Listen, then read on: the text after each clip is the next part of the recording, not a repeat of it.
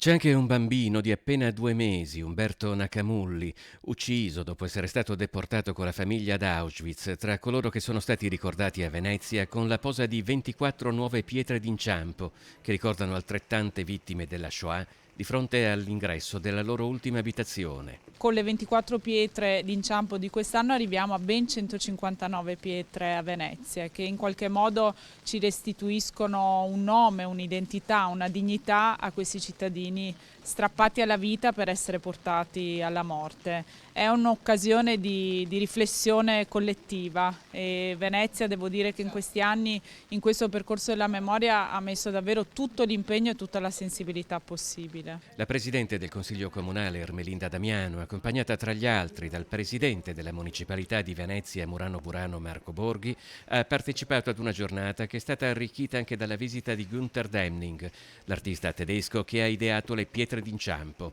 di cui Venezia è dopo Roma la città col maggior numero di pose. Noi come istituzioni, insieme alla comunità ebraica, tutte le istituzioni che in questi anni ci hanno seguito nel percorso, abbiamo voluto dare davvero il massimo per mantenere viva una memoria che non ci riporta solo al passato, è una memoria che tutti noi dobbiamo allenare quotidianamente. Vogliamo lasciare a questa città, ma soprattutto ai giovani, un momento, un'occasione di grande riflessione e soprattutto in un momento storico molto particolare.